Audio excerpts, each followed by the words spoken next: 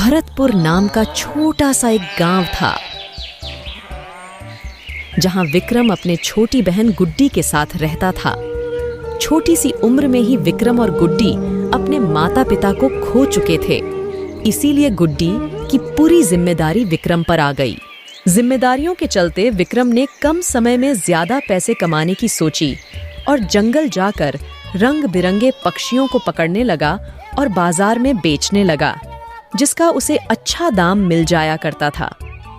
एक दिन गुड्डी का जन्मदिन था, तो विक्रम ने गुड्डी से वादा किया बाजार से लौटते वक्त उसके लिए एक नई फ्रॉक लेकर आएगा।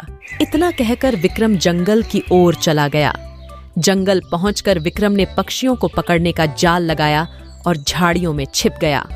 सुबह से शाम हो गई, पर विक्रम के जाल में एक भी पंछी नहीं फंसा। विक्रम बड़े उदास मन से कहने लगा, लगता है आज किस्मत ही खराब है। पता नहीं क्यों आज एक भी पंछी जाल में नहीं फंसा। आज तो गुड्डी के लिए नए कपड़े लेने थे। थोड़ी देर और इंतजार करता हूँ, क्या पता कुछ बेचने लायक मिल जाए। कुछ समय इंतजार करने के बाद विक्रम ने देखा सामने वाले पेड़ पर एक बेहद ही खूबसूरत तोता आकर बैठा है। विक्रम ने मन ही मन सोचने लगा, अरे कितना खूबसूरत तोता है। अगर इसे मैंने पकड़ लिया तो गुड्डी के लिए बढ़िया सा फ्रॉक खरीदूंगा। इस सोच के साथ विक्रम ने जाल के पास कुछ कटे हुए फल बिखरा दिए। पके हुए फलों की खुशबू पाकर तोता अपने आप को रोक नहीं पाया और जाल में बैठकर फल खाने लगा। मौके का फायदा उठाकर विक्रम ने तोते को पकड़ लिया और पिंजरे में बंद कर दिया। विक्रम तोते को लेकर बाजार चला गया, पर काफी समय होने के कारण बाजार बंद हो गया था। हे भगवान, इतनी मेहनत करने के बाद भी मैं इस तोते को बेच नहीं पाया। लगता है मैं गुड्डी को नए कपड़े कल ही दिला पाऊंगा। विक्रम उदास मन से घर की ओर चल पड़ा। घर पहुंचते ही गुड्डी खुशी से झूमते हुए कहने लगी, अरे वाह भैया, आज मेरे जन्मदिन पर आपने मुझे इतना प्यारा उपहार दिया है। इसके आगे तो नए कपड़े भी फीकी पड़ जाती। आपका बहुत बहुत धन्यवाद भैया। गुड्डी की खुशी को देख विक्रम ने चैन की सांस ली। अच्छा हुआ कि जो मैंने तोते को घर लेकर आ गया। इतने दिनों बाद गुड्डी के चेहरे पर इतनी खुशी देखने को मिला है। अगले दिन सुबह गुड्डी तोते के लिए तरह तरह के फल और सब्जियां लेकर आईं, पर तोता कुछ भी नहीं खा रहा था। गुड्डी बेहद परेशान हो गई। गुड्डी ने यह बात विक्रम को बताया।